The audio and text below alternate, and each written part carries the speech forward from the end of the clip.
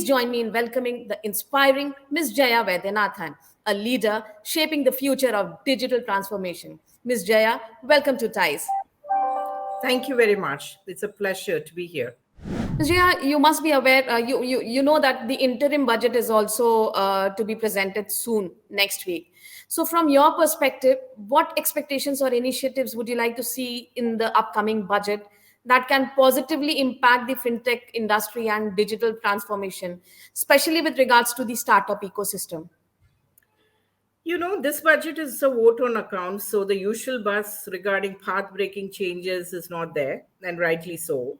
However, without even a physical outlay, you can look at policy measures that could be beneficial.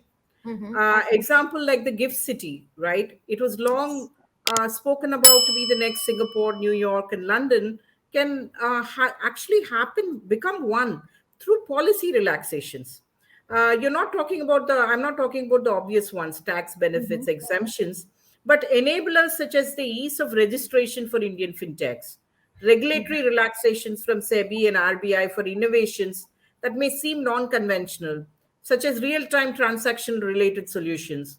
So I would say, even if you're not looking at a physical outlay, you should be seriously looking at, more in terms of what can you do with policy easing, because that way it will not be something that's you wait for the next budget to happen, or you're just kind of like saying let's do something in the interim that will be beneficial, especially from a startup ecosystem perspective and from a fintech perspective.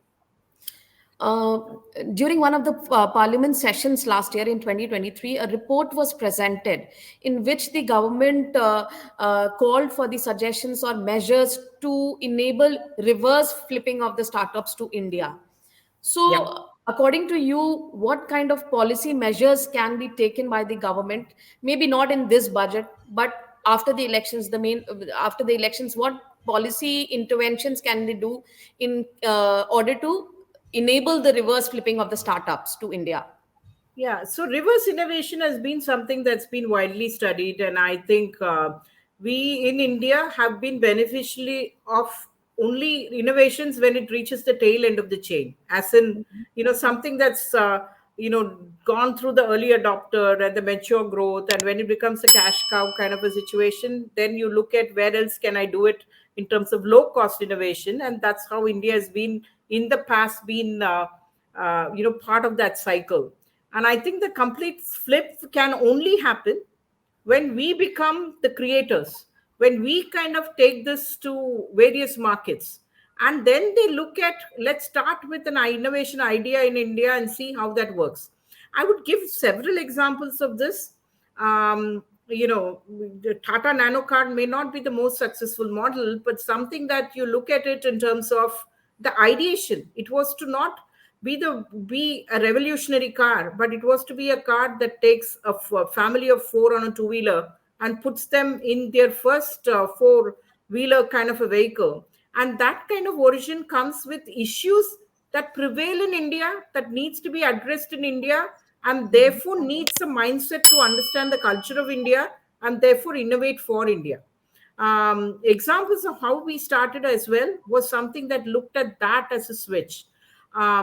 Problems of large NPAs in India, that Mhm. was something you can't take a global mindset and say why is that not working for India, because the issues of NPAs came from two issues. One, which is a standard across the globe issue, which is the ability to pay, but Mhm. your willingness to pay, which is the cause of loan frauds, is something that why does it originate, what is the mindset, what are we missing, that needs a typical mindset where you say I'm going to address India's problems with an India lens and work Indian on mindset. that from a technology solution, can only come from something that's made in India. And I think that needs that you get ideation from what is happening in the Western economies, and then look at how it applies for India with the lens of India, and then apply that. Then you have a completely different custom solution for India. And I think more and more we need to look at that. And a lot of exemptions in that, when you say make in India, you can't apply for earlier you wouldn't be able to apply for large public sector bank RFPs if you didn't have Mhm. three references before. and you wouldn't have references in these regions unless you were one of the Western products that have been used in India. So to India. just ease the use of entry into banks with minimal kind of like support that's needed in terms of your BGs, in terms of your initial bid bonds, to kind of making references easy, to kind of looking at a lot more Lot. ease of doing business that's really needed. And then you talk about the fiscal stimulus, tax exemptions, which are obvious. Ms. Jaya Vaidhyanathan, thank you for talking to us. Thank you very much. Absolute pleasure to talk to you.